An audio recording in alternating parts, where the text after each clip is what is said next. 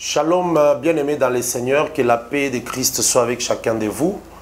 Nous bénissons les Seigneurs qui nous fait grâce de nous retrouver encore aujourd'hui autour de sa parole, telle que la Bible dit que c'est autour du cadavre que les aigles se retrouvent. Nous sommes là encore pour nos enseignements, ces moments merveilleux de partage de la parole de Dieu. Que les Seigneurs vous bénissent abondamment. Cela fait près d'un mois que nous n'avons pas été ensemble. Nous étions en dehors du pays et nous avons manqué beaucoup de moments d'enregistrement, de publications. Mais le Seigneur nous fait encore grâce de nous retrouver aujourd'hui. Que la paix de Christ soit avec tous ceux qui nous suivent. Nous bénissons les Seigneurs et nous disons merci à tous nos abonnés sur notre chaîne YouTube Dr Dadi Dan Kadima officiel. Nous disons merci à Dieu parce que le nombre d'abonnés continue encore à augmenter. Cette chaîne qui a été ouverte il y a quelques mois. Et je salue au nom de Jésus tous nos 500, plus de 500 abonnés qui nous suivent régulièrement. Nous t'encourageons aussi, toi qui nous suis pour la première fois. C'est ta première fois de tomber sur nous.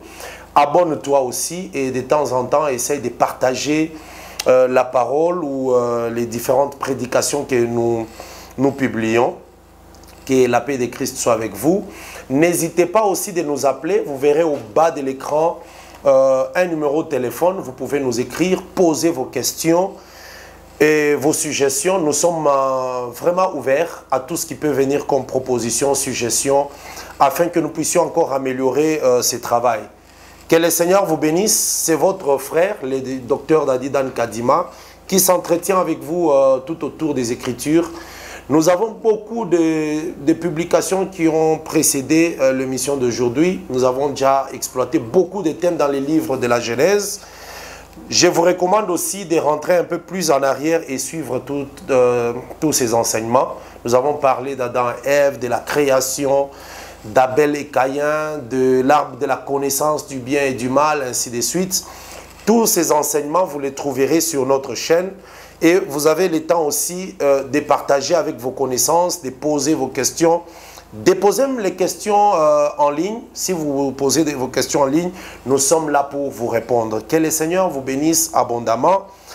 Et nous disons encore merci au Seigneur parce que nous allons commencer une autre série d'enseignements avec quelques thèmes gauche à droite, ici éparpillés, touchés dans la Bible. Certains points qui créent des divergences, qui créent des débats. Nous allons essayer d'éclairer par rapport à la grâce que le Seigneur nous a faite. Que le Seigneur soit loué. Nous allons devoir prier pendant 1 ou 2 minutes, recommander ces moments entre les mains du Seigneur, afin que nous puissions avoir la même pensée dans tout ce que nous allons dire. Père des grâces, nous te disons merci, nous élevons ton nom parce que tu nous fais encore grâce de nous retrouver devant toi pour partager ta parole. Nous recommandons tous les bien-aimés qui nous suivent et qui, à des moments, écoutent ces enseignements, que ta paix et ta grâce les accompagnent, augmente encore la connaissance de ton peuple. C'est au nom de Jésus-Christ que nous avons ainsi prié. Amen. Que le Seigneur vous bénisse.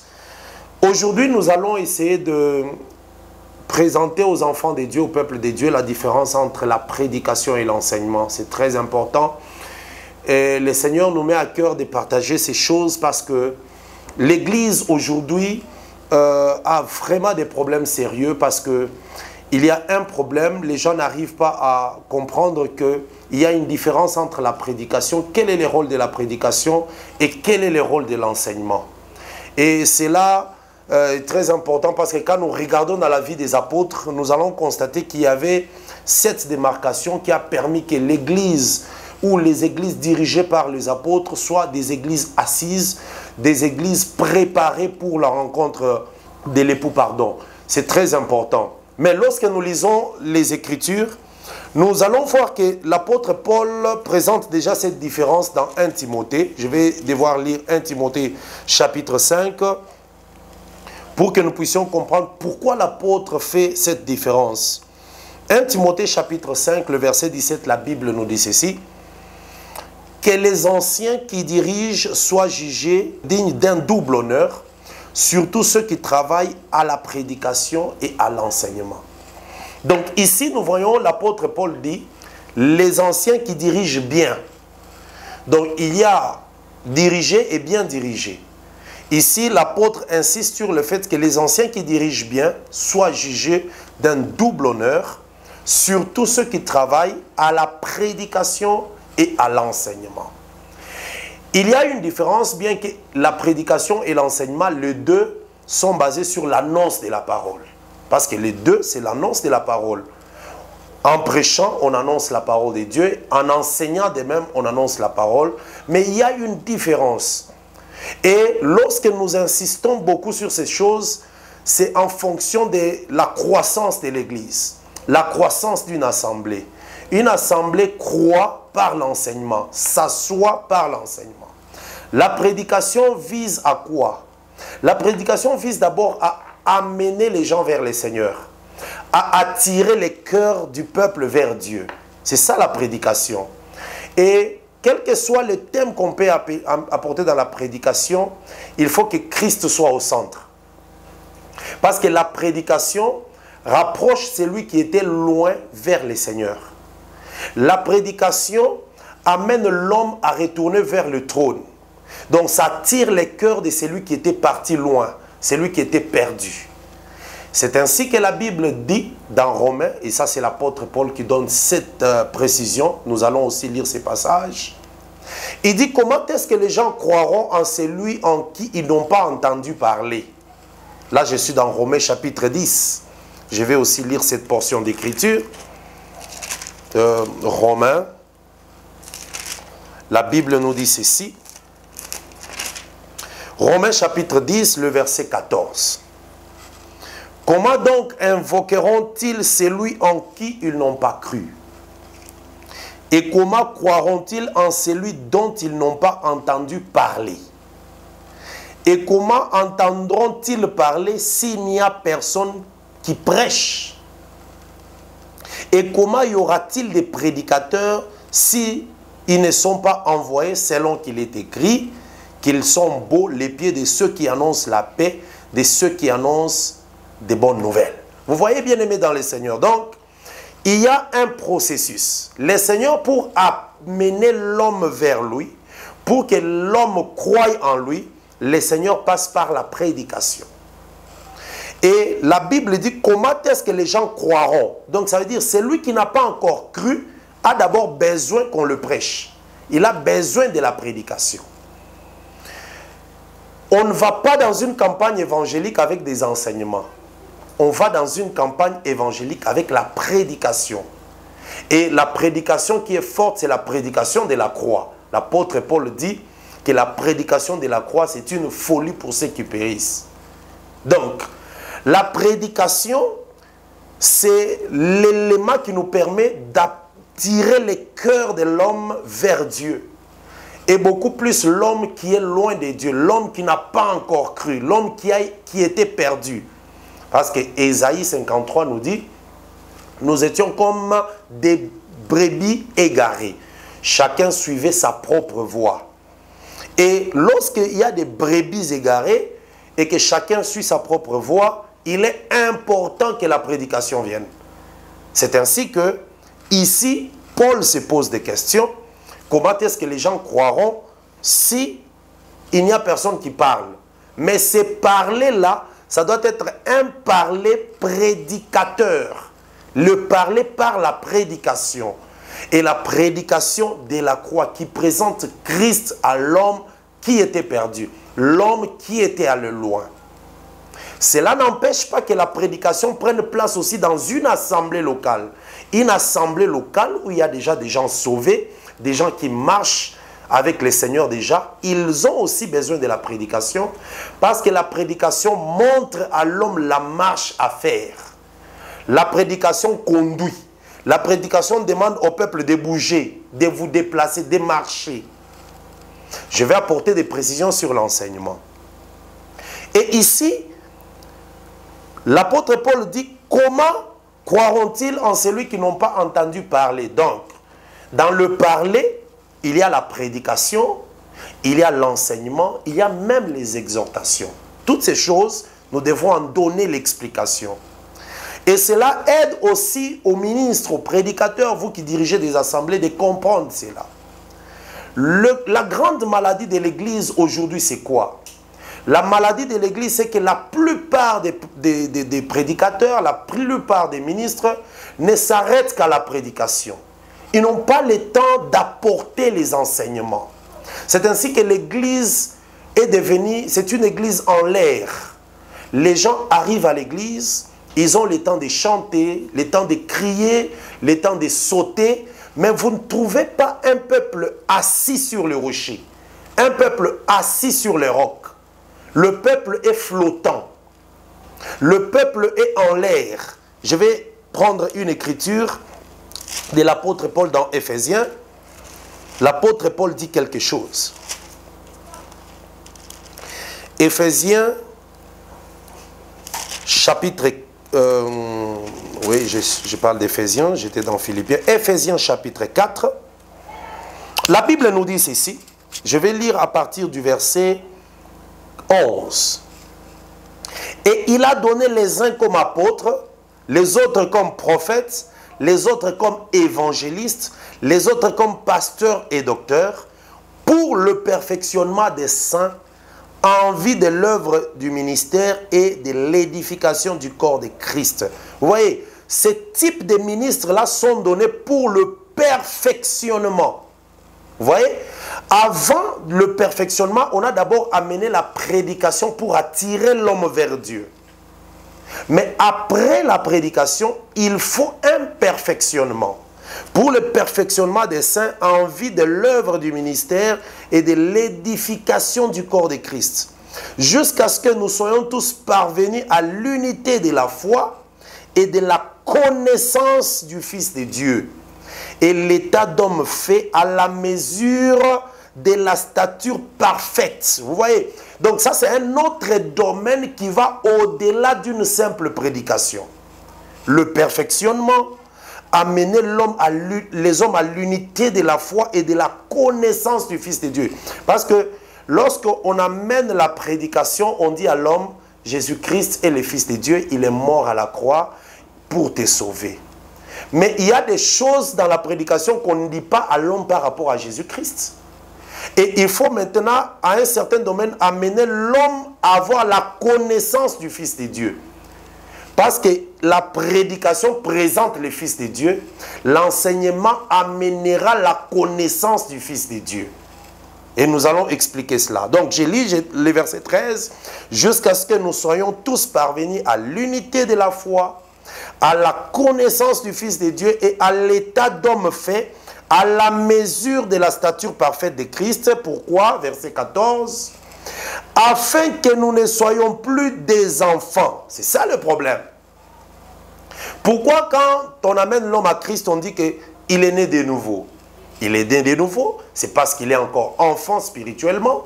Il a reçu la prédication qui lui dit, Jésus-Christ t'a sauvé, Jésus-Christ avait versé le sang pour toi, Jésus-Christ te demande maintenant de pardonner ton frère, Jésus-Christ te demande de vivre dans l'amour avec les autres, Jésus-Christ t'interdit de voler, de mentir, de vivre dans l'impudicité. Vous voyez, ça c'est la prédication. On amène la prédication de la croix. On parle à l'homme. Mais après un certain moment, il faut que cet homme à qui on a amené la prédication ne soit plus un enfant. On dit afin que nous ne soyons plus des enfants flottants et emportés par tout vent de doctrine. Voilà, c'est là que nous nous approchons de l'enseignement. Donc, la prédication a amené l'homme à Christ. La prédication permet l'homme à être sauvé, à abandonner les péchés, à comprendre la valeur de la croix, à comprendre que je dois marcher dans la crainte de Dieu, dans la sainteté, dans la sanctification. Vous voyez, toutes ces choses-là. Et après un certain moment, il faut que celui qui a cru ne soit plus un enfant, ne reste plus un enfant, mais que celui qui a cru maintenant ne soit pas un enfant et ne flotte pas. Beaucoup d'églises ont des gens qui flottent. C'est ça le problème.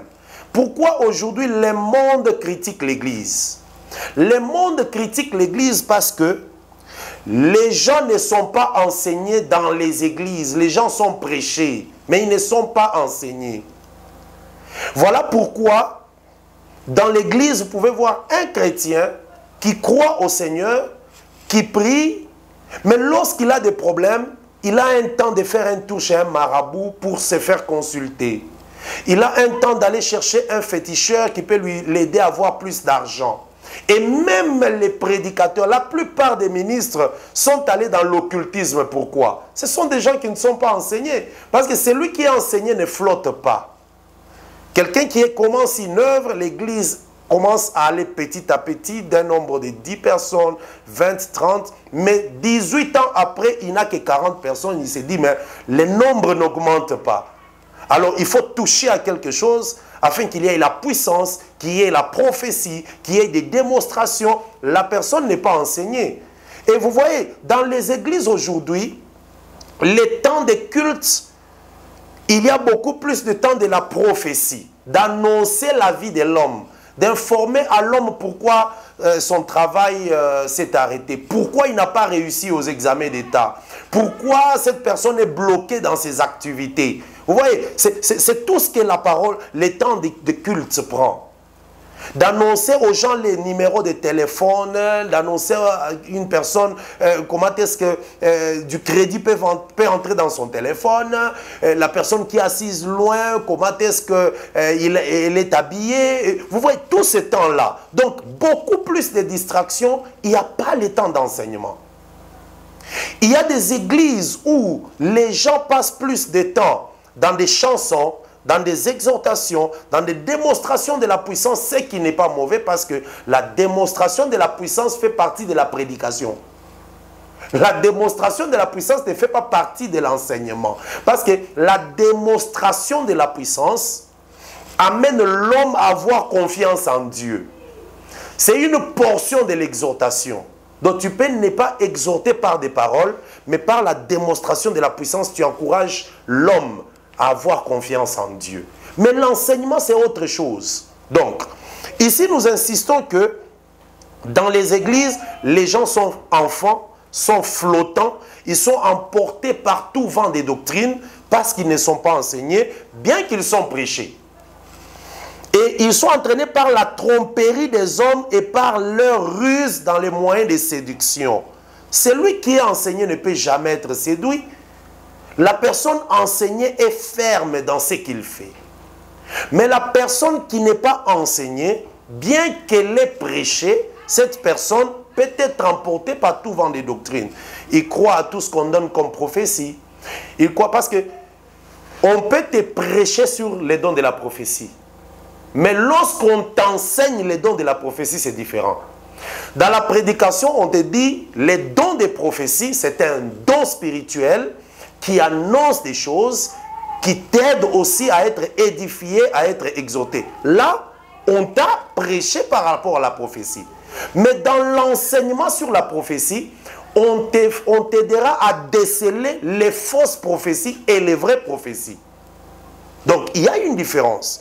Voilà pourquoi, ici, l'apôtre Paul, dans Ephésiens 4, verset 14, il dit, afin que nous ne soyons plus des enfants, nous avons déjà cru, mais que nous ne soyons plus des enfants, flottant, emportés par tout vent des doctrines, par la tromperie des hommes, par l'air russe dans les moyens de séduction, mais que professant la vérité dans la charité, nous croissions. Voilà. Donc, lorsque nous avons été prêchés, nous sommes à Christ. Bien sûr, en étant en Christ, on reçoit toujours des prédications. Parce qu'il y a toujours des bases et des fondements qu'on ne peut pas lâcher. Hébreux, chapitre 6, nous le dit. Sans poser de nouveau un autre fondement qui consiste au renoncement des œuvres mortes, au baptême, toutes ces choses à la foi en Dieu, ce sont des fondements qui sont arrivés par la prédication. Mais lorsque la construction évolue, lorsque la construction monte, l'élévation, c'est l'enseignement. Voilà pourquoi je vais lire une portion d'écriture. La Bible nous dit ceci. Nous rentrons toujours dans Timothée. Ici, l'apôtre Paul nous montre dans 1 Timothée 5 qu'il y a des anciens. Les anciens doivent travailler à deux choses. Quand on parle des anciens, on voit les enseignants, ceux qui prêchent. Ils doivent travailler et à la prédication et à l'enseignement. Mais ça fait mal de constater que vous pouvez avoir des gens dans une église ayant fait 10 ans, 15 ans. Vous leur posez la question sur le temps prophétique. Les gens n'ont jamais été enseignés. Sur la bataille d'Armageddon, ils n'ont jamais entendu parler de ça. La personne n'a jamais entendu parler de la 70e semaine de Daniel qui vient après le départ de l'église. La personne n'a jamais entendu parler du mystère de l'iniquité qui agit déjà. Donc il y a des choses, des éléments de l'enseignement que les gens n'ont jamais reçus dans l'église. Et lorsqu'on lui apporte une petite proposition, la personne s'en va parce qu'elle n'est pas enseignée. Parce que la personne qui est enseignée, même quand on lui a volé de l'argent, et qu'il connaît qu'après le départ de l'église, le Seigneur agira pendant 3 ans et demi avec Israël, il agira après dans la grande tribulation pour que le peuple traverse les difficultés par la bête, et qu'après l'église reviendra sur la terre pour les milléniums. Cette crainte-là poussera l'homme à rester dans la vérité et ne jamais aller consulter les féticheurs. Cette crainte de Dieu. Parce que l'enseignement assoit la crainte de Dieu. L'enseignement rend la personne mature. L'enseignement permet à l'homme de comprendre où est-ce qu'il va. Il y a une différence. La prédication fait marcher le peuple, mais l'enseignement fait asseoir le peuple. C'est ainsi que Jésus-Christ, lorsqu'il prêchait, lorsqu'il devait donner la nourriture, il a demandé aux disciples, faites asseoir ces personnes dans l'herbe. L'enseignement permet à l'homme de s'asseoir, d'être enraciné. Le même thème qui peut être pris dans une prédication, ce même thème peut être exploité dans l'enseignement pour asseoir la personne. Posez aujourd'hui des questions aux gens qui soutiennent que la femme ne doit pas prêcher. Il y a des doctrines qui soutiennent que la femme ne peut pas prêcher dans une assemblée de saints. Mais quand vous posez la question à certaines personnes, pourquoi la femme ne doit pas prêcher? Il dit, on nous a juste dit, on nous a prêché comme cela. Mais ça vient d'où cette prédication? L'enseignement tire la pensée même d'une pensée prophétique, la ramener jusque dans la doctrine. Pourquoi l'homme doit être marié à une seule femme? On peut te l'avoir prêché, mais si on te l'enseigne, tu comprendras. Parce que l'enseignement sur la monogamie vient de la loi. Mais les personnes ne peuvent pas comprendre. Donc, on va t'amener la prédication sur la monogamie. Un homme, une seule femme, en partant de la création. Nous quittons à la création pour comprendre pourquoi l'homme doit avoir une seule femme. Les Écritures nous les démontrent très bien que Dieu a créé le soleil et la lune. Et le soleil et la lune, selon Genèse 37, le soleil c'est l'homme, la lune c'est la femme. Il n'y a jamais plusieurs soleils et plusieurs lunes. La Bible nous montre qu'à la création, Dieu fit la terre et le ciel et la terre. Et c'est le ciel qui donne à la terre. Donc le ciel comme homme, la terre comme épouse. Et il n'y en aura pas deux. Il n'y a pas de terre. Et il faut comprendre ces choses parce que l'enseignement te permet de rester ancré et enraciné dans la chose. Par contre, la prédication te montre l'aperçu de la chose. C'est ainsi que nous exhortons aux hommes de Dieu, aux prédicateurs, à tous ceux qui ont la charge ministérielle, de ne pas s'arrêter à la prédication, mais d'aller à l'enseignement. Pourquoi je donne ce thème aujourd'hui? C'est parce que dans les séances prochaines, nous allons entrer dans un autre domaine d'enseignement, avec plusieurs thèmes que nous devons exploiter dans les Écritures pour permettre à l'homme de s'asseoir. des thèmes très importants que plusieurs prédicateurs évitent même, que des prédicateurs laissent de côté. Aujourd'hui, nous avons un problème. Si vous prenez le livre des cantiques, mais dans ce livre de cantiques, tu n'es pas obligé seulement de prêcher, tu es obligé d'enseigner.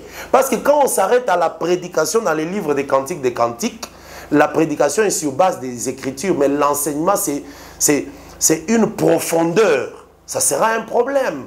Voilà pourquoi la plupart des prédicateurs n'aiment pas ces livres des cantiques, ne le touchent même pas. Mais pourquoi il a été écrit? La Bible, c'est une lettre de l'époux à son épouse, et l'épouse doit lire la lettre du début à la fin. Donc voilà, il y a des choses que nous devons comprendre, et l'enseignement permet à l'Église de s'asseoir, de ne pas être ébranlé, de ne pas bouger. Voilà, bien-aimés dans le Seigneur, l'introduction. Ici, je n'ai pas encore parlé de l'enseignement. J'ai juste présenté la prédication différemment de l'enseignement. Mais après, nous allons asseoir l'enseignement et nous allons aussi présenter l'exhortation. C'est quoi une exhortation? Et il y a des prédicateurs qui ne sont que prédicateurs. Mais en principe, un ministre doit être et prédicateur et enseignant. Parce que la Bible dit que les anciens qui doivent être jugés dignes doivent travailler à la prédication et à l'enseignement. La prédication, ce sont des sujets courts, des sujets de permettre le peuple à marcher. Mais l'enseignement, ce sont des détails et des profondeurs d'un sujet que le peuple doit comprendre et s'asseoir en fait. Que le Seigneur de grâce vous bénisse. C'était une introduction sur cet thème, sur la différence entre la prédication et l'enseignement. Nous allons continuer encore cela dans notre séance prochaine afin d'aller plus en détail avec des Écritures et comment est-ce que puiser cette pensée depuis l'Ancienne Alliance jusque dans la Nouvelle Alliance. Que la paix de Christ soit avec vous. C'était votre frère Dadi Dan Kadima. Nous vous demandons de partager encore ces choses avec le plus grand nombre. Écrivez-nous, posez des questions, écrivez vos suggestions. Nous allons vous lire et nous allons répondre. Si vous avez besoin de nous, voyez le numéro de contact qui est au bas de votre écran. Vous pouvez nous appeler. Ce numéro aussi est sur WhatsApp et nous allons avoir des moments de partager avec vous. Que la paix de Christ soit avec vous et shalom dans vos maisons au nom de Jésus-Christ.